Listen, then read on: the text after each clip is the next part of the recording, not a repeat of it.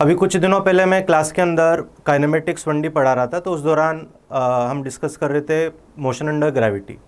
Motion under gravity discussion के दौरान एक स्टूडेंट ने क्वेश्चन पूछा कि क्या sir v is equal to you minus ji t, v is equal to you minus ji t हम एयर रेजिस्टेंस वाले सिचुएशंस में भी अप्लाई कर सकते हैं।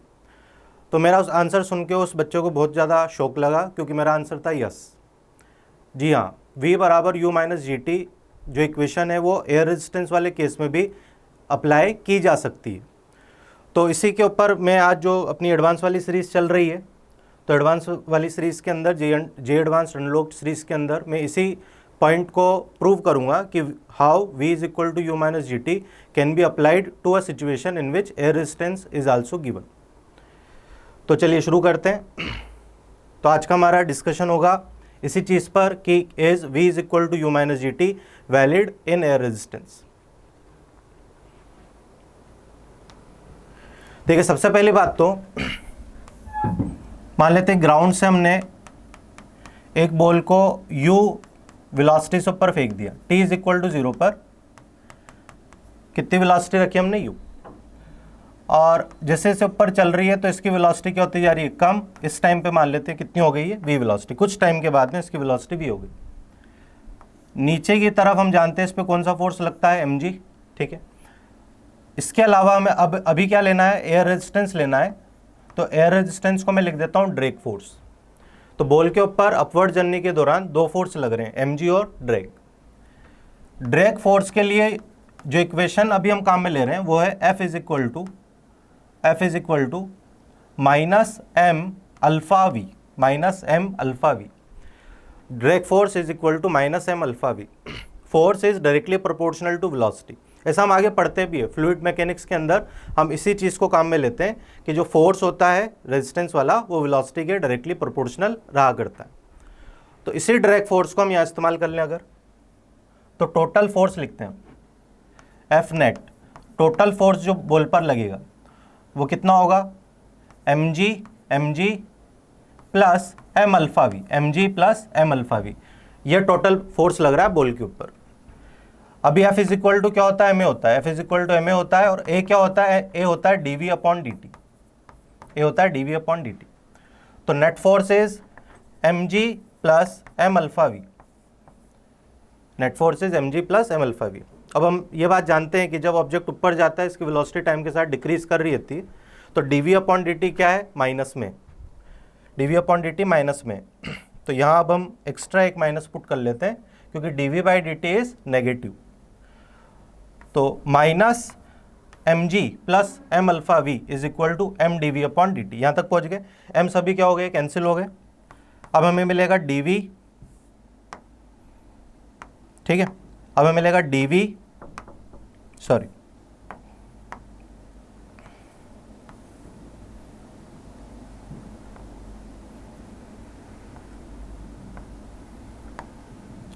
dv is equal to minus g plus alpha we,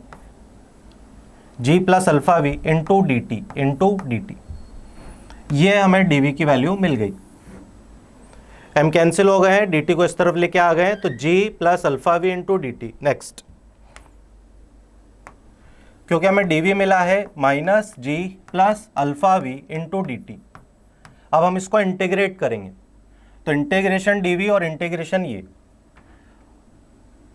velocity की initial value कितनी है, u, वेलोसिटी की initial value u, final velocity को हम लिख देते हैं v, और टाइम पर लिमिट लगने वाली है 0 से लेकर t, तो हो जाएगा माइनस इंटीग्रेशन जी डी टी, पहला वाला माइनस जी डी टी 0 से लेकर t, फिर बनेगा minus alpha integration v D T 0 से लेकर t, और this is dv u minus dv u से लेकर v।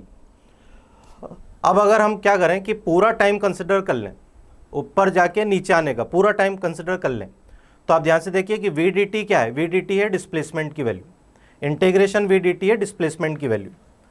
तो अगर हम t की वैल्यू को टोटल टाइम से रिप्लेस कर देते हैं, टोटल टाइम यानी कि t, तो हमें मिलेगा, ये हो जाएगी फाइनल वेलोसिटी, तो इंटीग्रेशन डीवी में final velocity v f minus u, v f minus u is equal to g d t, यानी कि minus g into capital T, और ये वाला जो इंटीग्रेशन है आप ध्यान से देखिए, ये वाला integration v d t zero से लेकर कैपिटल टी, ये बनेगा टोटल डिस्प्लेसमेंट, और टोटल डिस्प्लेसमेंट उस ऑब्जेक्ट का कितना रहेगा, जीरो। तो ये इंटीग्रेशन गया, अगर ये जीरो हो गया तो अपनों को सेम रिजल्ट ही मिल रहा है, क्या कि फाइनल वेलोसिटी किसके बराबर होगी, फाइनल वेलोसिटी बराबर होगी u minus g into capital T के। तो वही रिजल्ट आ गया जो v बराबर u माइनस जी टी में काम में लेते हैं। बस एक ही दो चीज़ें इसमें ध्यान देने वाली, दो चीज़ें, पहला तो ये सिर्फ एयर रेजिस्टेंस के किस फॉर्मूले के लिए ट्रू है, जब एयर रेजिस्टेंस हमें माइनस एम अल्फा वी दिया जाए। कई बार क्या होता है ड्रैग फोर्स थोड़ा सा चेंज करके भी दिया जाता है, फॉर एग्जांपल वी स्क्वायर भी दे दिया जाता है, तो this will not hold in that case. Secondly यहाँ पर जो टाइम की वैल्यू है, यहाँ पर जो टाइम की वैल्यू है it should be total time, जब टोटल टाइम लेंगे तभी जाके ये टोटल डिस्प्लेसमेंट जीरो बनेगा, अदरवाइज नहीं। तो V F is equal to you minus ji T आ गया, फाइनल वेलोसिटी किसके बराबर होगी, यू माइनस जी टी। अभी इसमें एयर रेजिस्टेंस का कोई रोल जो भी था वो सब कट पिट गया है, और फाइनल इक्वेशन अपनों को ये वाली मिल रही है। तो अगर हमें इनिशियल वेलोसिटी पता हो, ठीक है, एयर रेजिस्टेंस वाले केस में भी अगर हमें इनिशियल वेलोसिटी पता हो, टाइम पता हो, तो we can calculate final velocity.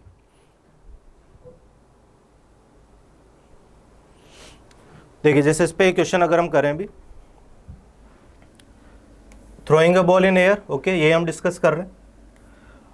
Upward initial velocity कितनी, अपवर्ड इनिशियल वेलोसिटी है 10, अपवर्ड इनिशियल वेलोसिटी है 10। Assume that the drag force from the air is F is equal to minus m alpha v. This is the drag force. What is the final speed? What is the final speed of the ball? What is the final speed of the ball Vf when it hits the ground? Ground पे पड़ने पे उसकी final speed क्या होगी वो हमें calculate करना है, जबकि दिया हुआ है कि total time taken by ball to reach the ground, total time taken by to reach the ground is 1.6 seconds के बराबर। टोटल टाइम हमें दिया हुआ 1.6 सेकेंड्स। अगर आप ध्यान से देखें तो अगर एयर रेजिस्टेंस नहीं होता, अगर एयर रेजिस्टेंस नहीं होता तो टोटल टाइम ऑफ फ्लाइट होता है 2u अपॉन जी के बराबर, आप जानते हैं। अगर एयर रेजिस्टेंस नहीं होता है तो बॉल को ऊपर जाने का टाइम और नीचे आने का टाइम सेम होते हैं, टोटल टाइम होता है 2u बाई जी। तो अगर हम u की वैल्यू को 10 पुट करते तो हमें मिलता है 2 इंटू 10 20 अपॉन 10, 20 अपॉन 10 यानी कि 2 सेकेंड्स।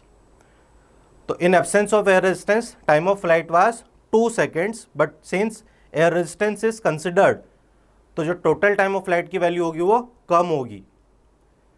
हमेशा क्या होता है एयर रेजिस्टेंस वाले केस में total time in absence of air resistance से टोटल टाइम कम होगा, एयर रेजिस्टेंस वाले केस में टोटल टाइम कम होगा, वैक्यूम वाले में टोटल टाइम ज़्यादा होगा। तो अगर हमें फाइनल वेलोसिटी लिखनी है तो हम इसी फॉर्मूले से लिख सकते हैं, v F is equal to you minus g into total time, ठीक है। तो u कितना हो गया 10 माइनस g की वैल्यू 10 और टोटल टाइम इज 1.6 सेकेंड्स, तो टोटल टाइम इज 1.6 सेकेंड्स। तो इसकी वैल्यू हमें मिलेगी 10 माइनस 16 इज इक्वल टू -6।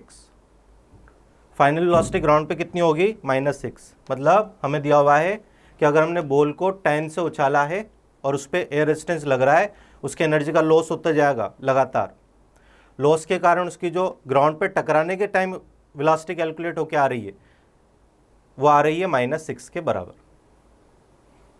ठीक है। तो हमने क्या है इसके अंदर दो चीज़ों का रिप्लाई दिया है इस वीडियो के अंदर। पहला, इस चीज़ को अपन एयर रेजिस्टेंस में भी लगा सकते हैं, लेकिन यहाँ पर होना चाहिए टोटल टाइम।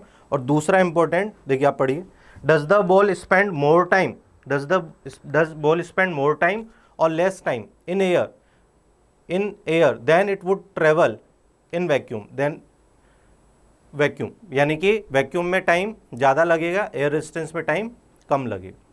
इसका एक पार्ट और है but that I will cover in the next video, ठीक है। अगर आप चाहें तो क्वेश्चन नोट डाउन कर लेना, मैं क्वेश्चन एक बार आपको दिखा देता हूँ। This will take a little bit more efforts to solve this. इसके अंदर हमें क्या है कि फोर्स तो ये दिया हुआ है m alpha v, direct force दिया हुआ है माइनस एम अल्फा वी। इस बार हमें क्या है कि फाइनल स्पीड की एक इक्वेशन रेडी करनी है, सॉल्व करने के बाद मतलब अपनों को फाइनल स्पीड इसकी कैलकुलेट करनी है using this force and gravity, और दूसरा फिर उसको लिमिटिंग केस के लिए भी सॉल्व करना है। तो नेक्स्ट वीडियो के अंदर आई विल सॉल्व दिस, ठीक है। आप चाहें तो एक बार क्वेश्चन लिख के इसको खुद से एक बार ट्राई करें। तब तक के लिए बाय।